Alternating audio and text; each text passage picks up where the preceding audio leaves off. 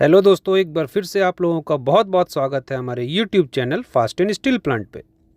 दोस्तों, मैं समय की कमी की वजह से रेगुलर वीडियो नहीं ला पा रहा हूँ। चूँकि मैं खुद स्टील प्लांट में कार्यरत हूँ, इस वजह से एडिटिंग एवं रिकॉर्डिंग का पर्याप्त समय हमें नहीं मिल पा रहा है। और मेरी यही कोशिश है कि मैं वीडियो की क्वांटिटी से ज़्यादा वीडियो की इंफॉर्मेशन क्वालिटी पे ध्यान रखूँ, ताकि वीडियो कम हो पर जो भी मैं अपलोड करूं, वो इस सेक्टर में काम कर रहे लोगों के लिए कुछ ना कुछ काम का ज़रूर हो और आसानी से समझ पाने योग्य हो। और आशा करता हूं कि आप लोग वीडियो अपलोडिंग में हो रही देरी के लिए हमें माफ़ कर देंगे। देर आए तो क्या हुआ, दुरुस्त आए।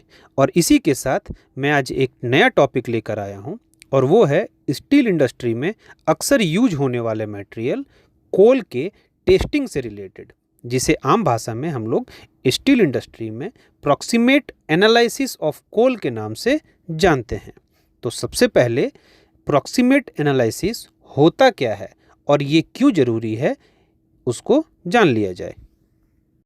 देखिए, सबसे पहले ये जान लेना होगा कि कोल का यूज स्टील सेक्टर में बहुत सारे विभिन्न प्रोसेस के अंतर्गत किया जाता है। जैसे कि अगर DRI मतलब अगर स्पंज आयरन प्लांट में करेंगे तो आयरन ओर के साथ मिक्स होकर जाएगा एज ए रॉ मटेरियल। अगर रोलिंग मिल के लिए करेंगे तो फर्नेस को हीट प्रोवाइड करने के लिए होगा। मतलब इसका यूज का तरीका भले ही कितना डिफरेंट हो, पर इसका मुख्य उद्देश्य एक ही होता है, और वो है हीट जनरेशन। हीट जनरेट मतलब उष्मा या ताप उत्पादन करना। तो जो मुख्य उद्देश्य है हीट जनरेशन, उसको मापदंड के अनुपात में प्राप्त करने के लिए ही कोयले को कुछ परीक्षा से गुजरना होता है, और उसी परीक्षा को स्टील इंडस्ट्री में प्रॉक्सिमेट एनालिसिस के नाम से जाना जाता है। अब आगे हम लोग जानते हैं कि प्रॉक्सिमेट एनालिसिस करके हम लोग कोयले के अंदर पाए जाने वाले किन किन चीज़ों को पता करने में सक्षम होते हैं। तो प्रॉक्सिमेट एनालिसिस से हम लोग कोयले का मॉइस्चर फाइंड आउट कर सकते हैं। दूसरा, VM मतलब वॉलेटाइल मैटर फाइंड आउट करते हैं। तीसरा, S जिसे छाई या राख बोला जाता है, वो फाइंड आउट करते हैं। और लास्ट है FC जिसे फिक्स्ड कार्बन बोलते हैं, वो फाइंड आउट करते हैं। चलिए, तो अब एक एक करके सबको समझते हैं कि ये चारों होता क्या है और इसे जानना क्यों ज़रूरी है। तो सबसे पहले बात करते हैं मॉइस्चर की। तो मॉइस्चर से हम सभी अवगत हैं।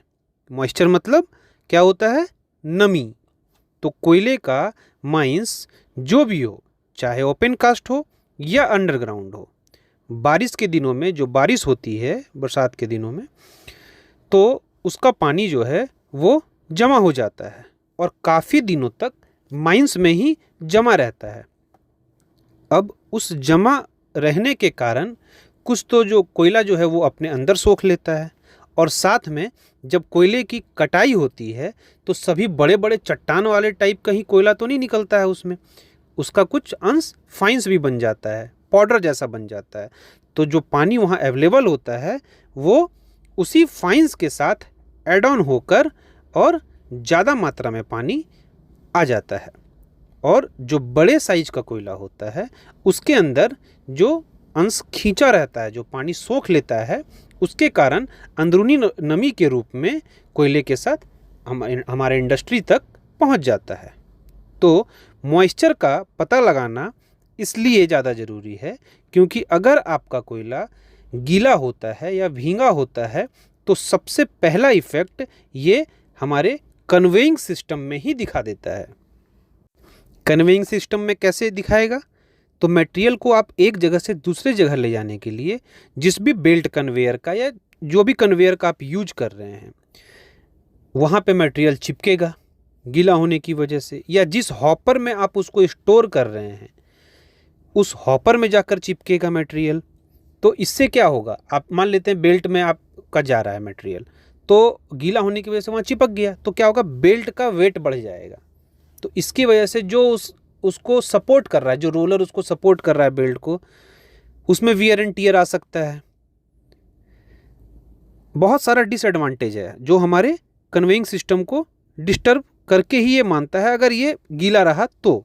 साथ ही साथ कोयले की क्वांटिटी भी बढ़ जाएगी, क्योंकि आपको अपना हीटिंग वैल्यू को रिक्वायरमेंट के हिसाब से प्राप्त करना है, जिसके लिए जो आप हीट के कांटेक्ट में जैसे आप इस कोयले को ले रहे हैं, जो मॉइस्चर है वो तो उड़ गया। अब आपको ज़रूरत है, मान लेते हैं 100 किलो का, अब इसमें 10 किलो मॉइस्चर है।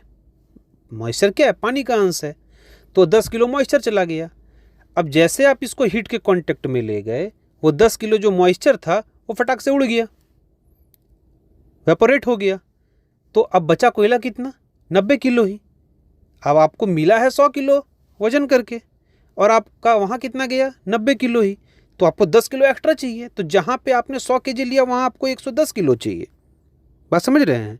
तो ये सब बहुत बड़ा नुकसान है अगर आपके कोयले में ज़रूरत से ज़्यादा मॉइस्चर है तो आपको वो हीट जो आपको प्राप्त करना है उसके लिए आपको एक्स्ट्रा टॉपअप कोयले का डालना ही पड़ेगा। तो बस इन्हीं सब कारणों की वजह से मॉइस्चर का जांच बहुत ज़रूरी है। अब नेक्स्ट हम लोग जानते हैं कि ये वीएम क्या होता है और ये वीएम का पता करना क्यों ज़रूरी है। तो वीएम का अर्थ है वॉलेटाइल मैटर, और वॉलेटाइल मैटर से हम ये पता करने में सक्षम हो पाते हैं कि हमारे कोयले में कितना कंबेसिबल और इनकम्बेसिबल गैसेस प्रेजेंट है, जैसे मीथेन हो गया, हाइड्रोजन हो गया, कार्बन मोनोऑक्साइड वगैरह हो गया। और आसान शब्दों में समझें तो वॉलेटाइल मतलब होता है वाष्पशील, मतलब उड़ने वाला, और यह एक भौतिक गुण है जो बताता है कि कोई पदार्थ कितनी आसानी से वाष्प में बदल जाता है। और मैटर मतलब क्या होता है? पदार्थ। तो वॉलेटाइल मैटर का अर्थ उसी के नाम में छिपा है, उड़ने वाला पदार्थ। अब तीसरा है एस। एस मतलब राख।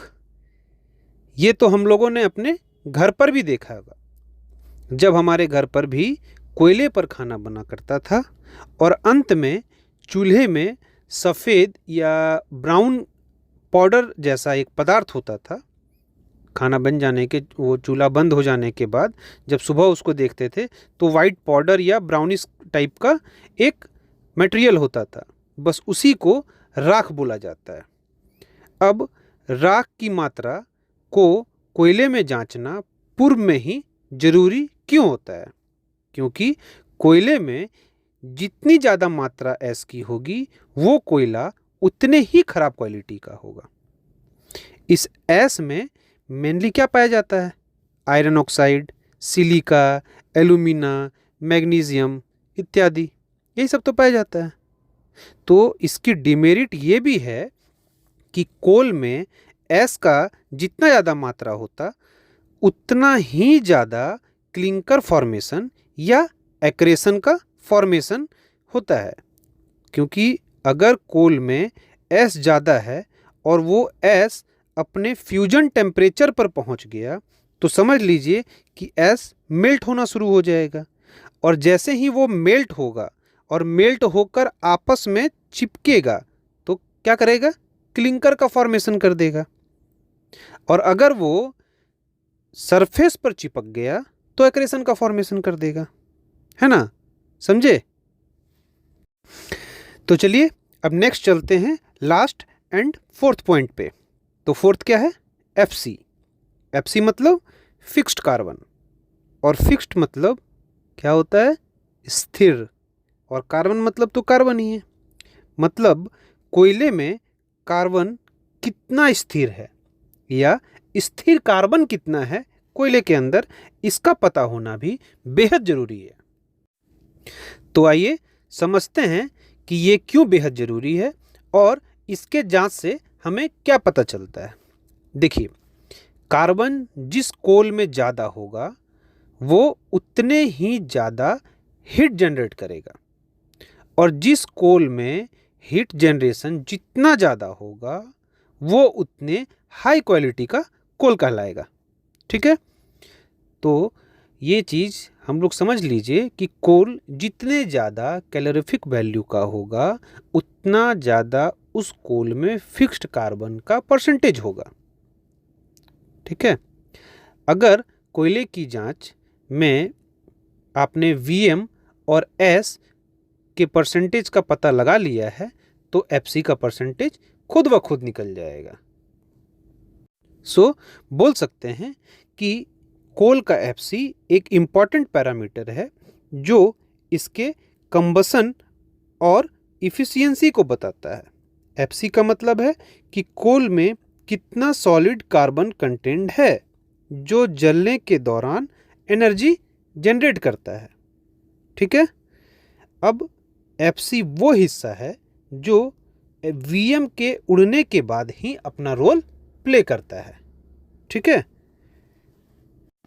तो ये था दोस्तों प्रॉक्सिमेट एनालिसिस होता क्या है उस पे एक वीडियो। मैं आगे एक वीडियो लेकर आऊँगा जिसमें प्रॉक्सिमेट एनालिसिस की ये चारों मॉइस्चर, Vm, S और Fc को फाइंड आउट कैसे करते हैं, इसके परसेंटेज को कैसे निकालते हैं, किस फार्मूला का यूज करके इन सबों का पता लगाया जाता है, ये सब पे मैं एक वीडियो लेकर आऊँगा। तब तक के लिए इस चैनल के साथ जुड़े रहें और अगर आप मेरे चैनल पे नए हैं तो सब्सक्राइब कर लें और वीडियो अगर इन्फॉर्मेटिव लगा हो तो लाइक एंड शेयर ज़रूर करें। वीडियो को लास्ट तक देखने के लिए आप लोगों का बहुत बहुत धन्यवाद।